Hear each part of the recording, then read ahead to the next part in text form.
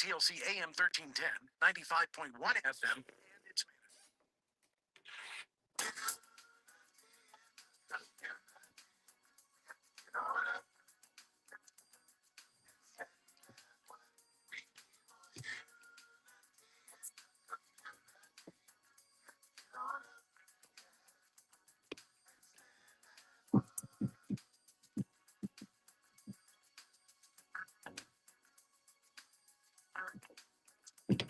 All right, good afternoon, everybody. Welcome to Unity in the Community. Shades on the controls as we lift off and have a wonderful conversation on this afternoon. Welcome to Unity in the Community. I'm your host, James Jackson, and lead pastor for Prayer Church here in Indianapolis.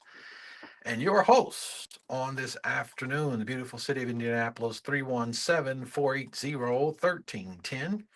Again, the number that you're going to need to be connected to the show today is 317-480-1310. Let me give you that again.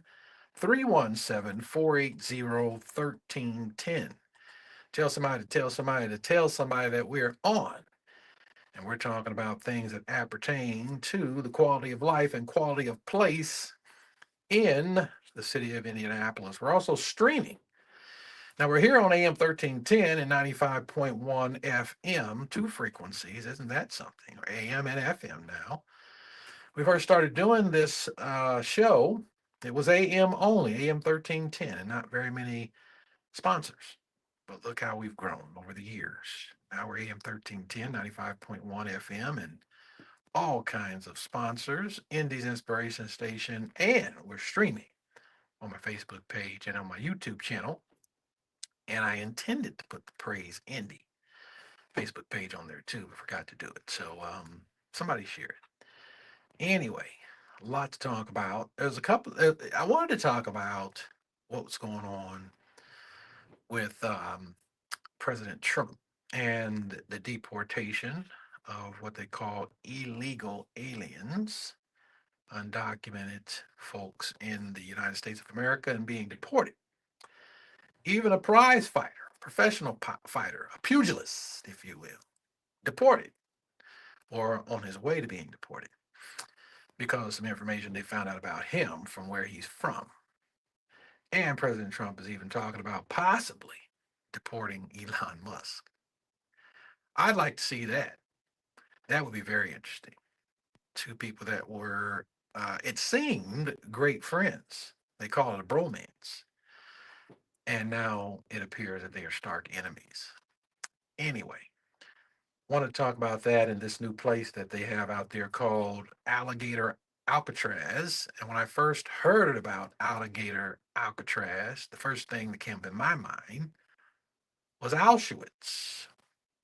And you might remember Auschwitz, Dachau, and other places like that is where political prisoners, Jews, and other folks were detained and destroyed. That is not the intention for Alligator Alcatraz. And I hate that they put that on there like that, Alligator Alcatraz. But that's what's going on. And they've got, I think, 3,000 beds. They will be full. And the intention is to hold the folks until they can be returned to their countries. But there are always people who are cruel and unreasonable that end up being in charge at these kind of places. And we're probably going to hear some horror stories in the future. 317-480-1310. So we might get a chance to talk about that. But I was going to talk about that. I prepared to talk about that. And then we had a mass shooting overnight in Indianapolis that happened on July 5th, but coming right off of the 4th of July. So we're going to talk about that first. And if we have time, we'll circle back around to Donald Trump's Alligator Alcatraz. Father, in the name of Jesus, we thank you for your grace and for your mercy, your power, and your strength. Thank you for this opportunity we have to gather around the radio waves and the stream yards, if you will, and be able to talk about things that appertain to the quality of life and quality of place in our city and cities across America. We believe that you are yet with us. Your word promises if we go through the fire, we will not be burned. If we go through the water, we will not drown. You promise to help us and that we could boldly say that you are our helper. And we need your help. We pray for those who you've raised up to work for the peace of our city. The city of Indianapolis, in particular, surrounding cities and cities across America, and we pray that you would give us the strategies and stratagems, the insights, the intelligence, the spiritual, physical, and financial wherewithal to do all that needs to be done to make Indianapolis a city more commodious to live in. And we give you the praise and the glory, for nothing is too hard for you. The things that are impossible with us, they are possible with you. And we thank you in Jesus' name. Amen. Well, the format for this show, Dion Livingston, who was at the time our general manager, I think he's been promoted since then. He's doing a great job, but he formatted this show many, many years ago to deal with issues in the community from a biblical perspective. So, how do we deal with what's dealing with us from a biblical view? And so, when we talk about issues that are happening and we give you solutions, because we just don't talk about it here on our show, but we talk about how to solve the problem. Every problem has a solution. There is no problem that has ever been in existence that didn't have a solution to it. And oftentimes we don't need to reinvent the wheel, as they say. That's cliche in America, which means to come up with something new when there's already something that will fix it. And so sometimes we can just take things that have worked, maybe refine them, renew them, and they will work. And from time to time, you come up with something new. But in the issue of youth violence, we don't have to come up with anything new. We know what to do. And here's what we know so far about the mass shooting and associated violence that erupted last night in downtown Indianapolis, Indiana. The weather was absolutely beautiful. It's perfect weather for fireworks to celebrate America's independence from Great Britain. When you hear that song, bright bombs bursting in air came through the night. When you hear that song, that is why we have fireworks, because there were real bombs back then. As Americans, we're fighting for independence, and we're still a young nation, and we did get our independence, and people died so that we could have it. And so on the 4th of July of each year, we celebrate that independence. And there's fireworks, and there's hot dogs, and hamburgers, and baked beans, and potato salad, and all the kinds of wonderful things. And I remember when my father was alive, he died in 2020, July of 2020, not from COVID, but from health issues, which is another reason why I'm so into fitness. My father's health declined after about 50 years old. He tried and was not successful. But I'm into fitness because I saw what happened to him and others, what can happen. You are your best healthcare provider. And incidentally, this big, brutal bill that was signed by President Trump, the big, brutal bill, you've heard of it. Well, it's also known as the big, beautiful bill, but there's some brutality in it against poor people. Jesus said, the poor you always have with you. Poor ain't going nowhere. Poor have been here, will be here, and are going to always be around.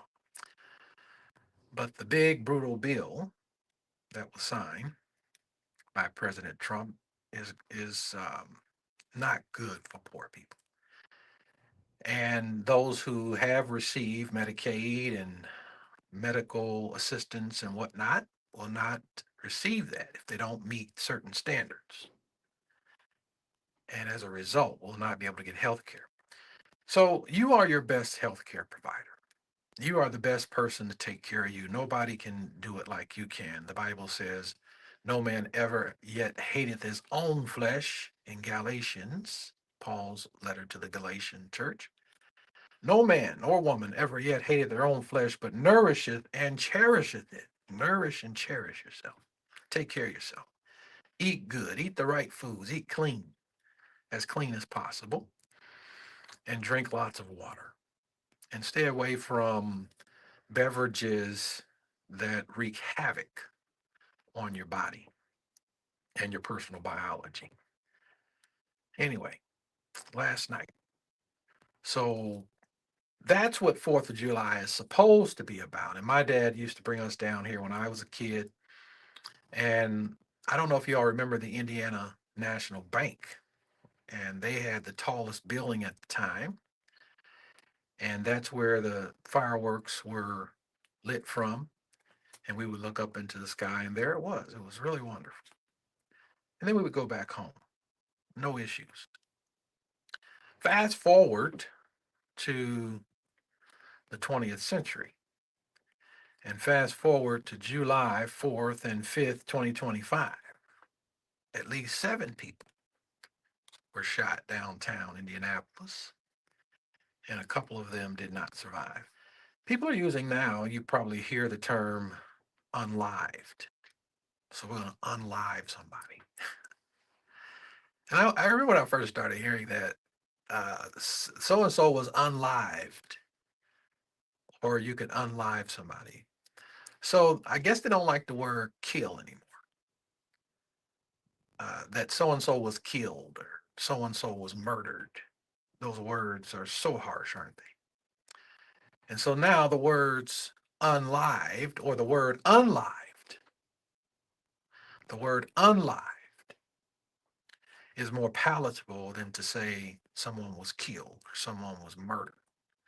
I'm going to keep saying killed. I'm going to keep saying murdered because I think we need the more harsh words to keep it top of mind that these things are happening in the finality of death. And my heart breaks when I hear about young people being killed. 15, 16, 17, 18 years old, being killed, being murdered, and oftentimes by other teens, by other juveniles. 317-480-1310. Here's what we know. It occurred in the early hours of Saturday, July 5th, 2025, around 1:27, 1:30 a.m. near, as I understand it, South Illinois Street and West Washington Street. Casualties, 2 individuals killed, including one juvenile who died at a hospital. Chicagoans put out a thing I read, and I still have it in my notes, of the millions of dollars that could be saved. If you want to protest something, protest murder, protest black on black crime, because the medical industry, hospitals, are making millions. It costs about $1 million to try to keep somebody alive or to treat a gunshot wound. You wouldn't know it unless you looked into it. It's expensive. And we've got some of the best surgeons, we've got some of the best ERs in the United States of America, and thank God for that. I had a young person close to our ministry, some folks shot at his car. You would have thought they were in a video game or something, or doing a movie. Big bullet holes in his car. He caught one in the shoulder. I remember that night being called by his dad, went to Methodist Hospital, and they fixed him up. And by the grace of God, he's still here today. But I have eulogized and been at the head, when you go out and do the committal and you look down in that hole, the finality. Yeah. Pastors have a lot of PTSD that goes untreated because we share in these tragedies, especially if you've been pastoring a long time. I've been pastoring, I'm in my 31st year. I've been to a lot of hospitals. I've prayed for people with missing legs due to violence, various things like that. But this happened downtown. So 2 individuals, 5 others were shot and injured. And it's a mass shooting because anything over four, anytime you have 4 people or more shot, it's considered a mass shooting. Now, things had gotten better, and I'll share some of that information with you in just a little bit later. So, Chief Chris Bailey and company need to be commended for the work Mayor Hawksett and his team that they have been doing this year and last year, but especially this year. Things have been getting better, and homicides were down significantly. But we're going to have to really buckle down here and batten down the hatches, if you will, because we had something like this happen out on the Far East Side at the Carriage House Apartments, all caught on camera. The gentleman that interviewed me about it just a few days ago, because it was in close proximity to the church I pastor, I said, I hope this is just an anomaly. And then we have this last night, which is indicative of problems that we may be facing for the summer. But the IMPD cannot do it by themselves. They need all of us. So 5 others shot and injured, among them 2 additional juveniles and adults. Reports vary slightly. Some mention 6 injured, but consensus is 7 victims total, 2 dead, 5 injured. Another question is, why were juveniles out on July 5th? We understand 4th of July, and you have all the activities going on, all the fun that's happening downtown Indianapolis. But then there's 12 a.m., 1 a.m. Why were juveniles still out at that time of the morning? Shouldn't have been. Didn't used to be. Well, let's kind of look at the police response here. IMPD officers, and again, because this happened downtown, all of this happened on camera. There's a camera everywhere downtown Indianapolis. So it was not outside the view of law enforcement. But a lot of these folks, they don't care. They carry these long guns. I'm not talking about concealed weapons, small weapons. They've got the big guns with the big bullets, and they're not afraid to shoot.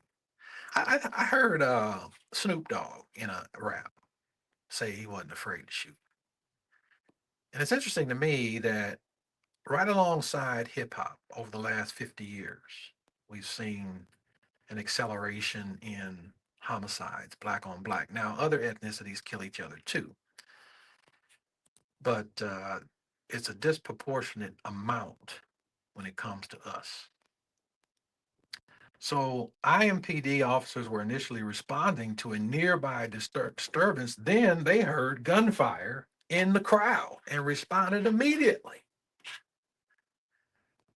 So it could put police officers on every corner. Now they're 300 short or so, 300 short. We've never had the right proportion of police officers per 1,000 people that live in the city of Indianapolis since the city of Indianapolis became a city. We never have.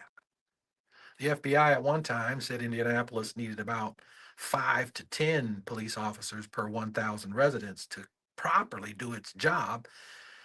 And post COVID, and because of COVID to some degree, and the George Floyd incident, nobody wants to be a police officer anymore. Used to be the police department we flooded with applications to become a police officer. Doesn't happen like that anymore. And it's been a long time since we've been short 300. And they're still trying to do the same job that they used to do with fewer people. And the district has always been too large to cover with just a few officers. So you don't get the kind of service from the police department that you could get if it's properly staffed. And anybody that takes issue with having more police officers, the next time your church grows or the next time you sell more products, don't hire more people. Just keep doing it with the people that you have and see how that works out. We don't have a problem with increasing staff with any other thing that we do, except when it comes to public safety. But if you want to be safe, you got to have enough people to get the job done. So be praying about that.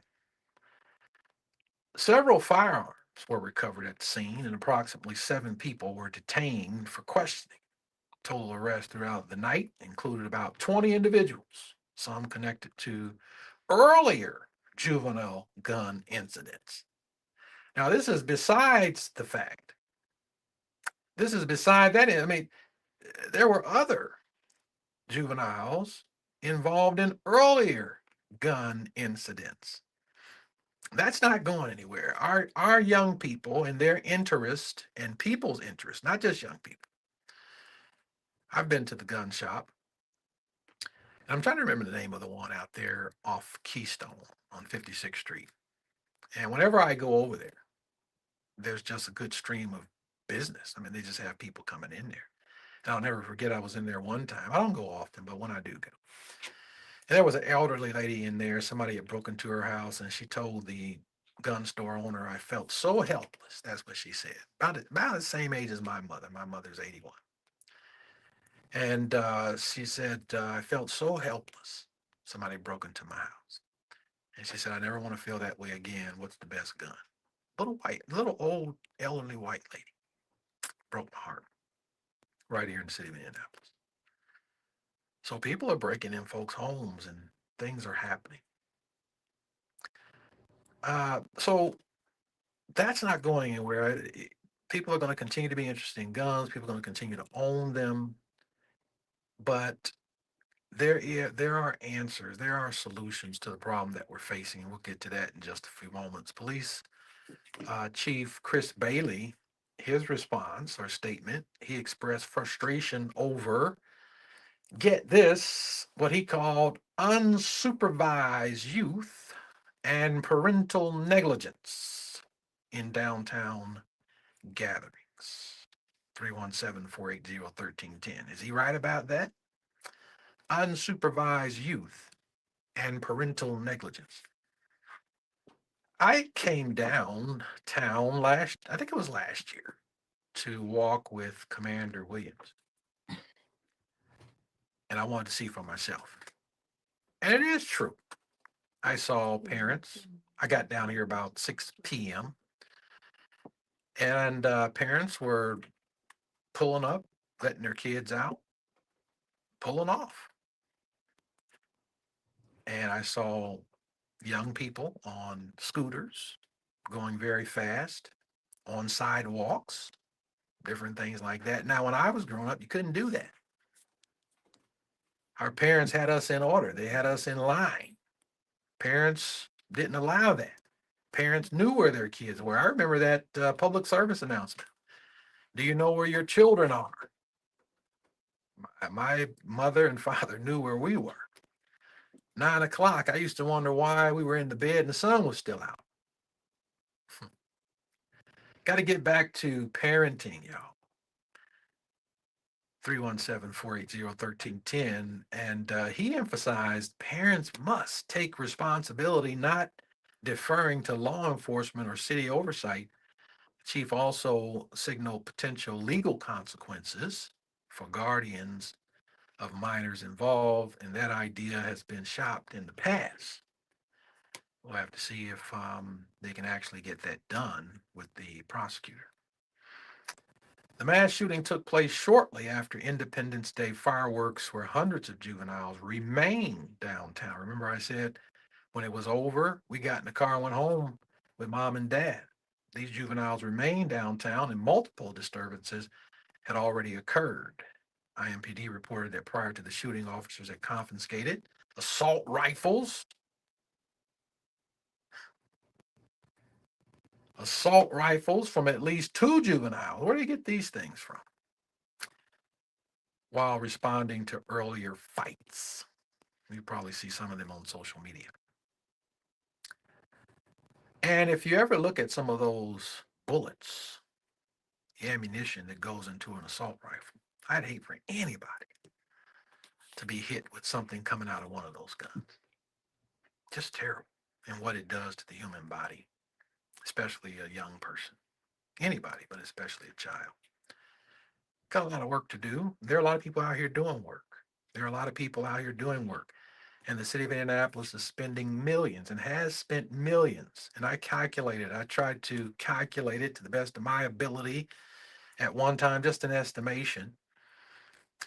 Back in 2007, when the county option income tax was increased, and those monies would produce at least 5 million in prevention, crime prevention. So there was a crime prevention grant initially at 5 million. And during the ballot administration, the county option income tax was lowered. So the crime prevention money dipped to somewhere just under 4 million.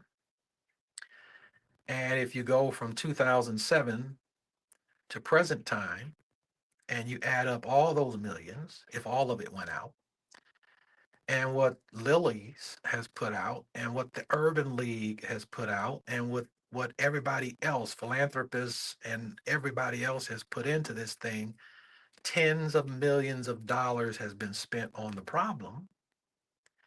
And in some cases, it's getting worse. What's next? We'll talk more about that when we come back. We'll be back after these messages.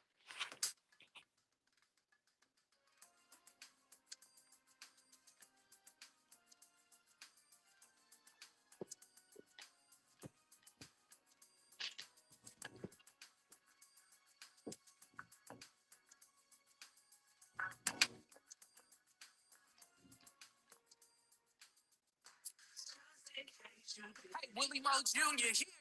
This weekend, we want you to rest and enjoy. You know what? We tell people to rest every weekend. Yeah. Go out and do something. Get up and do something. Go out and do something. Shout out to the amazing 4th of July. Had an amazing time, and prayerfully you did too. But please make an appointment to hang out with us top of the week because the fireworks are really going to go coming up on Monday, flat out. Praise AM 1310, 95.1 FM, flat out. Listen each Wednesday morning, 9:30 a.m. to 9:45 a.m. to the Walk in the Light Christian Church broadcast on Praise Indy, AM 1310, 95.1 FM, where Reverend Clarence D. Bolden Jr. is the pastor. Hey, Mom, I've been meaning to talk to you about some new COVID information I saw online. I read that Black folks like us with certain conditions like diabetes, heart disease, mental health conditions, or being 50 and older, like you, are at high risk. Boy, you sound like a commercial. I'm just saying. I know you love your ginger teas and essential oils, but remember, there are treatment options for COVID-19. I promise, if I get sick again, I'll call my doctor to ask about my options. Visit WeTalkWeRise.com to learn more. Brought to you by Pfizer. True Crime Mondays on TV1. It's Fatal Attraction with all new drama. He never saw this coming. Compelling new stories. Storage unit was the situations that she put us in, just wicked. The new episodes of Fatal Attraction will leave you speechless. Fatal Attraction, every Monday night at 9 on TV1.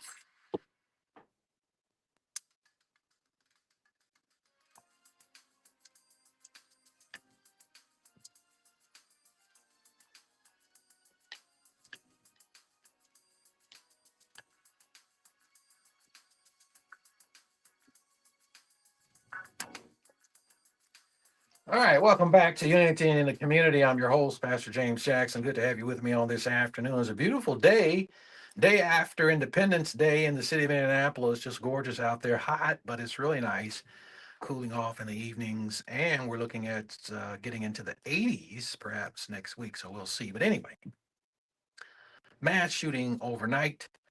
And I reiterate, Chief Chris Bailey expressed his frustration over what he says unsupervised youth and parental negligence in downtown gatherings, and emphasized that parents must take responsibility. Must take responsibility, and you just can't drop off your kids, not even at the mall, if you're not going to be with them. That's just not a good thing, and not that. Excuse me, not that all kids that get dropped off are going to do something bad. But we also don't want your young people to become victims.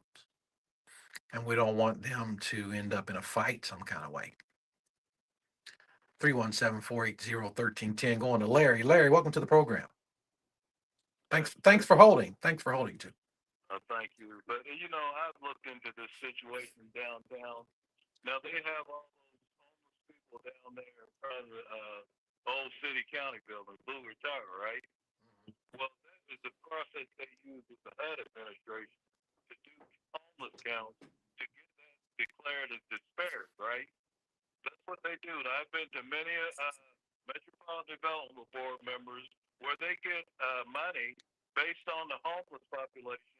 They get money based on the amount of murders in a certain area so that they can say this is a disparate area. That needs to bring this money based on this data, okay? So that's what they do. And then another part of the secret is these young people are being killed, Pastor Jackson. All they're doing is harvesting their organs when they get gunned down or they get injured. They never give a report on the state of the person that is actually being triaged. That's when they don't kill them right away. But they know that those organs are coming to the table. Kenneth Echols, our coroner at one time. I know you remember him. Yeah, yeah. That every time one of these young men are killed, the hospital, and it was IOPO at the time, was getting $750,000 the time they Well, get the hospital. you remember I said earlier, Chicago did a study on that, and it was about $1 million a gunshot wound. There you go. That's for the gunshot wound, but I'm talking about the organ transaction when they strip the lungs and the hearts and livers out of these young teenagers that don't have that much wear and tear on them, and they sell them for a premium. So, you know, this is a deep subject to look into, but if you've been downtown or around the homeless camps that are around town, homelessness is the new gas chamber, Pastor Jackson. They are burning up people, 1,500 people a day in this city at 3 crematoriums, and then bringing dead bodies from all over the Midwest. You didn't say 15. You didn't say 1,500 a day. Because they are bringing them from the around the Midwest. You know, this is part of the Peterson plan because they had planned it, but they just didn't have a disposal system for the bodies. Now they got the crematories up. Now they got the coroner's office and the morgue over there where they can say that this person died of this situation. They get more money and they get $40,000 every time they cremate a body. That's why they get the information, and if the body's not claimed in 30 days, that's when they can go ahead and burn it up and get the money. So that's what's going on in this town. It's a shame that it's going on. People are not doing anything about it, and it's verifiable. Homelessness has been turned into the new gas chamber, and it's a crime because we have so much work going on in this town, and just like your program, you had 500 kids. You know the logistics and everything else to set 10,000 kids up for they be out there working this summer. But you think they're going to let you do it? No, because they want just what's going on downtown right now. They want the murders. They want the homelessness because they're benefiting on it. If you go to a Metropolitan Development Board and ask Chairman Lewis, what is the benefit of all these people sitting out here in front of the city county building in different states of decay? And is the city of Indianapolis gaining any benefit? And she have to say yes. So there's more than just we're going to have a basketball game and stuff like that. There need to be orphanages. There need to be industrial schools. There need to be a contact. If the parents don't want their kids because they can't discipline them, then there ought to be an outlet for them. All right. All right, Larry.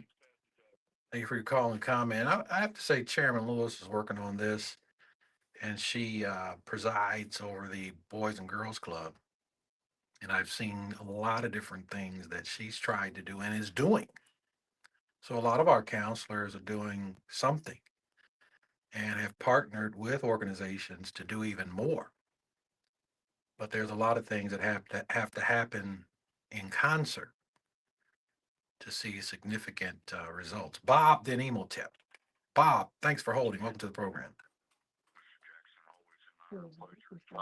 Likewise. Hope you and the family and your church folk are in the middle of a highly favored and blessed safe weekend. Thank you. Anyway, you mentioned this earlier about FBI statistics. Correct.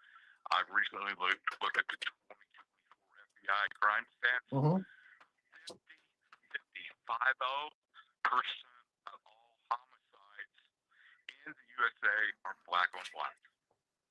Okay? Probably, reluctantly, and unfortunately, higher than that here in Indy. Anyway, getting on to the staying with the chorus line here you created. Look at it like this. You got downtown Indianapolis, 1:30 a.m. Fireworks, July 4th, group of people. What could possibly go wrong here? Another thing, the only time that there's ever an uproar from the church community leaders and notables and who this and whatever is when IMPD is falsely committed a dramatized, animated, excessive force situation. We saw that 2 weeks ago. There's no uproar ever from the community when it comes to what happened last time. Other stuff. Anyway, going back here, and you've heard me say this before, I'll say it again. Tony Dungy said the outgoing, uprising, out of control, babies born out of wedlock in the USA is an epidemic. And Jason Whitlock, by the way, in Indianapolis, alumni of Warren Central, former ESPN, got his own thing now, has called it a fatherless epidemic that plays into this. Also, words parents, it's parent now, not parents. Okay? And finally, you see in your church every day, Mr. Jackson, every Sunday, every Wednesday night, whenever, through the week. We've got a generation out there, really young adults, teenagers, that absolutely are totally oblivious, have no sense or awareness that they are an immortal figure and have no accountability for their own doings. And you know where I'm going at with this. Okay? I'll leave it at that. I ain't going to get into the big, beautiful bill because I would suggest you let that play out next week because you're on something pretty hot right now. Have a good weekend again. Like I said, Mr. Jackson, your family, your church folk, okay? Thank you, Bob. Appreciate it. Yeah, the so-called big beautiful bill. I call it at the start of the show the big brutal bill because some of the things that I've read in it. And perhaps we'll get to talk about that next week. But going to Imhotep and Nyla, I want to hear from some other folks. 317-480-1310, 317-480-1310. Good afternoon, Imhotep. Hi. Good. How are you? All right. Just come all the way back to Indianapolis after about 14 days between LA and Welcome back. West, Chicago, Gary, back around. Daily news from here, and then got back Tuesday or Wednesday, saw things that picked up around here. I saw the house situation, what I read about while I was gone. And last night, I know some folks that know people in Chicago, and the young lady, the rapper there. Chicago's murder rate had been actually down 33% before these incidents. Baltimore's crime was down 62%. The mayor of Baltimore, a black man, has put a lot of money into investing into trade schools, which Harry's right about, education, trade schools, training, and then community programs. There's 62% reduction in Baltimore. I think the money is misspent here. My good friend of 30 years almost, Mr. Kareem Hines, I volunteered over there with him over at New Boy, a few others with Della Reeston. Matter of fact, I'll be down there Friday the 12th to help celebrate any peace initiatives on Ron G's passing, tragically murdered. But Della them, they're putting in a good fight, but I think some of the resources could go to more constructive use. I do agree with Larry. I asked you last year about giving me 4 churches on each side of the town that's open every day, to allow the children somewhere to come in. Not the Boys and Girls Club, 4 churches, each side of the town, open every day, to allow the children to come in and have somewhere to go. We had that when I grew up. I'm 60. We had that when they grew up. They don't have that now. I was downtown every Pacers game downtown, and a few of them that were on the road. It was bustling down there. Young people down there. I was getting mad respect. How you doing, OG? This, that, and the third. There was not one incident during that whole run, and it was buku people. There was not one incident. Now, people listen to me. You all probably didn't go. I was down there, and there was not one incident. There was plenty of young people down there. So let's not blame young people. Maybe there was some people that just show up at a place looking to get into it to get attention. But that whole Pacers run, there was loads of people, and you didn't hear one, except for the one gentleman who was misdone by the police. And also, I didn't hear you. Maybe I'm just getting back. I don't know if you covered this last week about Whitney Yates and her problem she had with the police. I listened to her on Thread. Miss Whitney Yates, people conservative. This is a conservative woman, black woman, over the Indiana outreach for the Republican Party said that IMPD accosted her in the wrong way. They accosted her in the wrong way. So if you don't need to go listen to Miss Yates, since you all want to listen to us, we all anti-police. Okay, then go listen to this conservative woman, black woman, who talks about her incident she had with them down there. Can't blame the parents for everything. I took my dad's car at 16 and hit the neighbor's fence. Ain't nothing new under the sun. Can't always blame the parents now. And I grew up with two-parent home. Neighbors would tell on you. The dads was all over and everything. We still did some things. We weren't violent. That was the main thing. We didn't really grow up. We didn't grow up violent. We did mischievous things. We didn't grow up violent. Okay, that's the thing. So I'm thinking that the money's being allocated to these groups of people. They should have been down there helping patrol on the weekend. They should be down there. That should be a part of the grant process. Hey, you've got to be outreach. You've got to be. The chief say we need you down here. Okay, then the taxpayers are giving them money. Then we need to make sure that these groups that are getting our money, then we're going to require you that you need to be down there as of right now. You need to be helping out because you're getting money from us. We can't keep spending this money wrongly. That's part of the problem. And if you go read what the mayor of Baltimore did, that is probably what they need to probably take some of that through here, and then maybe you can get to the crux of the few people. It's not from. And I'll leave with this. Bob talked about the Jason Whitlock. I'm not even going to go here. But Bob talked about the single parent. The shooter in Idaho came from a two-parent home. The shooter shot up the school in Michigan, two-parent home. The Sandy Creek, two-parent home. Texas, two-parent home. Okay, let's stop that. Now, the Florida State University, matter of fact, the shooter at Florida State University, his mother was a cop. She's the sheriff. She's the sheriff. Stop that now, please. You are a racist. I'm going to call you out each time. Thanks, Pastor. All right, you're welcome. Thank you. I'm going to go to Nyla, and then we'll take a break. Nyla, welcome to the program. How are you, Pastor? Good. How are you? I'm doing pretty good. I wanted to comment about the things that Bob was talking about. I believe he was speaking about black-on-black crime. Mm-hmm. But statistically, when we talk about who's killing who in communities, black communities, so a lot of times when them altercations, that's the part where we have to quit falling for. Black-on-black crime, y'all the only one taking each other out. If you go to a Hispanic community, if you go to a white community, that's where they live. So when they have altercations, oftentimes they're killing their own person, their own people, their own race. So we have accepted again black-on-black crime, black-on-black crime. But what we need to do is look at how in the world the city, because I was a part of the group that spoke right as we were coming out of the pandemic when they put the juvenile center, when they had the plans for the juvenile center with the adult court. And we're sitting up here right now. When you go over to the adult court over in the unjust center, because I'm not fooling with this, calling it the justice center, because there's no justice center over there for us.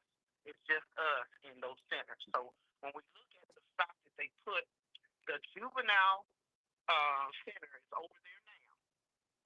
If you walk across the parking lot from the juvenile center to the adult court, when we understand it was 144 beds at the one on 25th and Keystone, if they cut the number of beds down to 64 beds at the new juvenile center, where do you think they're going to put those children? They want to brag over them having either, I think they have 2 libraries and 1 gym, or 1 gym and 2 libraries. I have to look at my notes on that again.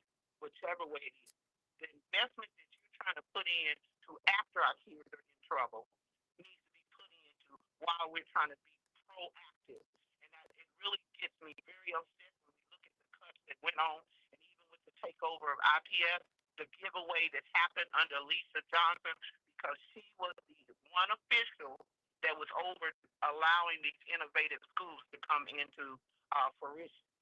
They want to say it was therapy. It was fair. No, she was the one that they put her over the office of that innovation network, and it has continued to give our public schools away. And now we have the Indiana legislature talking about we're not even going to hear from the. We're going to decide what we're going to do with IPS. We have too much of that going on, and we've been too at ease. So I'm with Emma Tapp of churches stepping up more.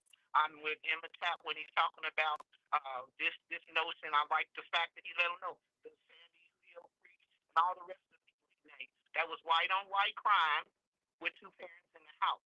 We have a nation that is in crisis, and until we invest again and tell these children and be a part of being where they need to be in positive places, then we won't really see a change. And the main place they need to be is getting their spiritual man fed. You know, thou shalt not kill. Sometimes when I work with you, I say I might have 42 kids I'm working with. Who went to synagogue? Who went to church this weekend? I might have 8 kids raise their hand. Yeah, spiritual formation. Oh, and it's so needed. If we don't build these kids up again, because even things that you learn in the scripture, honor thy father and mother, that'll be well with you. Give honor to whom honor is due. All of that word fuels them up. So when they keep facing all of this stuff, take somebody out, take somebody down, then they have enough fuel to resist. You know, like scripture say, resist the devil and he will flee from you. And that's the part that we've got to get to our young people. And not waiting, we start again with our young babies. We need to. It's nothing wrong with them learning good songs. I'm in the Lord, all of those different things that build them up, that they will be able to have the tools. You know, if people get into the book of Ephesians, when it says put on the whole armor of God. So that's what we need to be doing, fueling these children up. And as parents, now I don't have nothing against football. My brothers played football. I don't have nothing against track. I did all that myself. Track, football, baseball, all of that. But when you can make sure you get them on the football field, but you can't get them nowhere where their spirit can be fed, then that's where the other problem that we have. And I know you grandmas and great grandmas and aunties, sometimes you get tired because like your kids don't want to take their kids to church no more. You make sure you get them there. And yes, it's exhausting. And yes, you're not going to feel like it. I will pick her up. I will pick him up. I will pick this up. We'll go to service today. So we need to have the doors open, and we also need to be willing as members of trying to get our people back on track to build that spirit man up and help them fight against all this craziness going on. So that's all I'm going to say. I'll have to do the beautiful deal notes for next week. But I wanted to make sure we said that we have to understand where we are right now is becoming more and more treacherous, and we have to arm these children. I took a young man just last week to show him. They put the juvenile, drove him over there. You see, that's the juvenile center right there. You see these jails right there. So he can visually see. I said, this city is not meaning you any good if they think it's appropriate to put the juvenile center and the morgue. They're all there together right there. The morgue, the juvenile center, and the adult jail are all over there on Pleasant Run, all there together. So from the cradle to the grave, they don't mean it good for you. So if you gotta drive them over, take them over. So have a blessed day.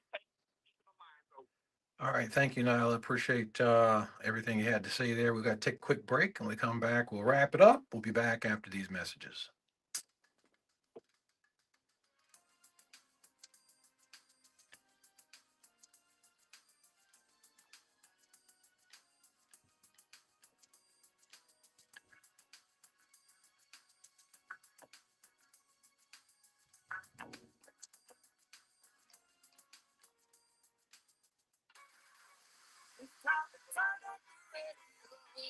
It's the 4th of July weekend, family. I want you to be safe. Please stay responsible because, we need you to come back next week and join us right here every night for the hottest inspirational broadcast in the nation, The Nightly Spirit. Darling, darling, darling, on Praise AM 1310, 95.1 FM, Indy's Inspiration Station. If you're dreaming of owning your first home, the National Bank of Indianapolis can help you. With low to no down payment options available, Work with you to get your mortgage approved. Own a home on your terms. Our mortgage team will work with you to find a solution that meets your specific needs. The National Bank of Indianapolis is dedicated to helping you own your home sweet home. Learn more at nbfi.com/first home. Equal opportunity lender. Hey, Green Gobbler here. So you've got a clogged drain in your bathroom. Water in the sink's overstaying its welcome. You're spitting today's toothpaste on top of yesterday's toothpaste. You hope that it go away. Yeah, clogs don't just go away. I make them go away. I'm Green Gobbler, the only clog dissolver you need. I'm bleed-free, safe for your pipes, and I work. Guaranteed or your money back. Because I never met a clog that was going to unclog itself. Green Gobbler. Let the gobbler get it. Hey, Mom. 30 I've been meaning seconds. to talk to you about some new COVID information I saw online. I read that black folks like us with certain conditions like diabetes, heart disease, mental health conditions, or being 50 and older, like you, are at high risk. Boy, you sound like a commercial. I'm just saying. I know you love your ginger teas and essential oils, but remember, there are treatment options for COVID-19. I promise if I get sick again, I'll call my doctor to ask about my options. Visit WeTalkWeRise.com to learn more. Brought to you by Pfizer.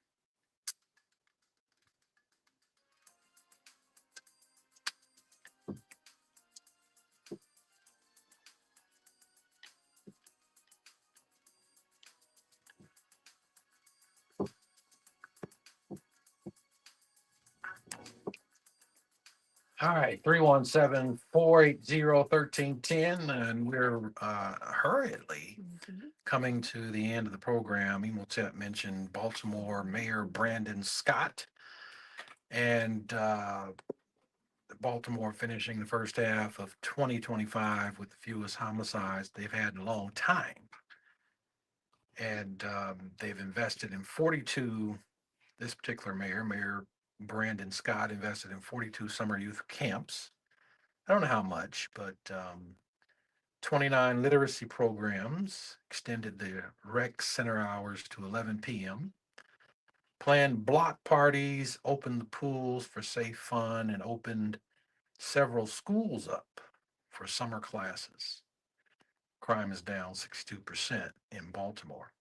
Baltimore has vacillated in this issue. Depends on who's in charge and what they're doing. But what I just read to you is what you will find if you were to chat GPT or Google community policing. I don't necessarily like the term community policing, but that's what it's called. And that's what you're going to find when you Google it or chat GPT it or Bob it, I think is the other AI. But it's all of these different programs in conjunction with the city and law enforcement and faith community and all these folks working together to make sure that young people have something to do. And as Nyla indicated, there's a scripture that says evil communications corrupt good manners. So making sure that our young people, they're getting some spiritual formation. And some young people don't want spiritual formation like the Bible or the Ten Commandments, but also teaching integrity and morality and things like that are also spiritual formation. So in some cases, we may have to approach it from a different perspective if we open up schools, and there are a lot of them in our communities. Maybe some are open now, and we just need to get the word out. We have formerly John Marshall Community School out on the Far East Side, which is in the process of being repurposed and sold, and that has been going on for a long time. They've got two beautiful gyms, or at least one beautiful gym, but two gyms in that building. I know that one is still in really good shape, the one out on the north side of the building. And so these places can be utilized on the weekends and opened up for our young people.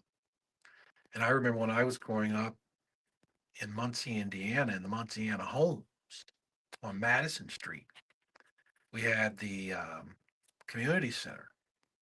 The apartments that we lived in, multi-service center was within walking distance. And there were always all kinds of things going on over there. And the YMCA was in walking distance. I was 9 or 10 years old, and signed myself up for the basketball program, the YBA, Youth Basketball Association. How I remember that. I still got my certificates from that. And maybe that saved my life. Anyway, there's a lot that can be done. We've done it here in Indianapolis. The city of Indianapolis is investing. I don't have the exhaustive list of investment, but money has been doled out for years. But I think that we will have to really pool our efforts together, refine what we're doing, take stock of what we're doing, know what's going on and where it's happening, and making sure that we have plenty of opportunity. And that's all we can do is create opportunities for young people in our city. Mayhem's going to be our last caller on this afternoon. Mayhem, you got about a couple of minutes. Welcome to the program. Thanks for holding. Hey, in order to identify a problem, we must recognize the problem. We got two people, I ain't gonna mention their name. They always want to make excuses for the problem. You're calling these so-called children babies when they walk around with sawed off AKs, 20, 30 clips, 5.2. Yeah, it's serious.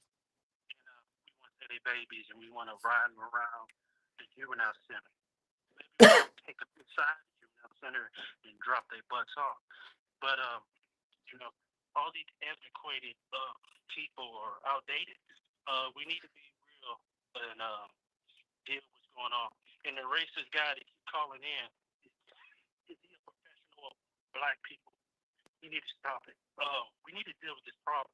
In Baltimore, it's a bad example for what we talking about. Look at Baltimore. It's almost bankrupt. That mayor, like our mayor, needs to go to jail. That governor down in Baltimore needs to go to jail. But like I said, we got too many people making excuses for what's really going on, and it is sad. Can we save that town? First, we got to get these antiquated people calling in out of the way to deal with these real problems. Have a good one. All right. Thank you for your call and comment. Indianapolis, this is the bottom line. Indianapolis faces serious violent crime challenges, and we have for some time, ranking above average in homicides, but not as extreme as some of the most dangerous U.S. cities. Encouragingly, though, recent crime reduction efforts are showing positive results, though our city still contends with a significant police staffing gap. That's a fact. Continued progress, I think, will rely on sustained enforcement. Enforcement is not a bad word. Community engagement is important, and bolstered public safety resources. That will make a difference. Thank you for listening. Thank you for being part of the show. From all of us here at Praise AM 1310, 95.1 FM, Indy's Inspiration Station. We like you, we love you, and you make us smile. Have a great weekend.